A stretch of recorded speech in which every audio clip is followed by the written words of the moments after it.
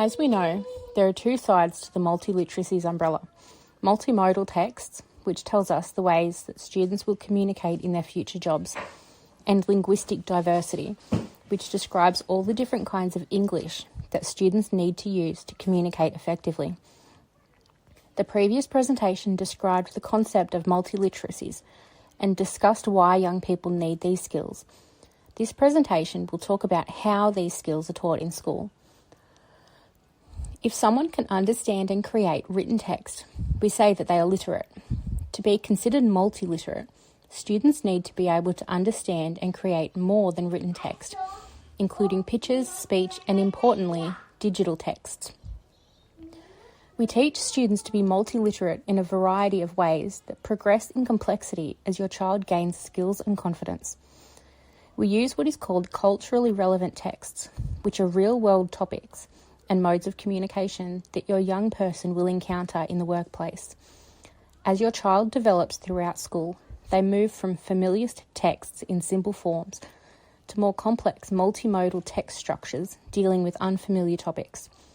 So although they may say, "We did poetry last year," they are progressing and delving deeper into both the topic and textual structure and developing stronger and more complex analytical and creative skills. We teach our young people to critically analyse texts by looking at the purpose of the text, the audience, and the content of the text. This allows students to understand why the text was written, whom it was aimed at, and what it's about. By analysing multimodal texts this way, students learn the linguistic requirements for various purposes, and they learn how different audiences best receive information. When we analyse texts, we look for the techniques that the composer used to create meaning in their chosen text, and we look at the effectiveness of these techniques. In multimodal texts, a range of techniques are used to create meaning. Multimodal texts allow students to choose the mode that best suits the purpose of their text. Once students have a good understanding of the range of modes available to them, they can mix and match to reach their goals. This might mean creating a blog to represent a character's thoughts or development throughout a novel, or creating an animation with voiceover to instruct younger years on the use of machinery.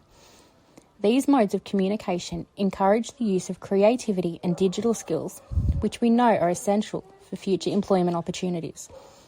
At Kempsey High School, we know the skills that young people will need when they enter the workforce, and by teaching multiliteracies, we are ensuring that they are well prepared for their future careers.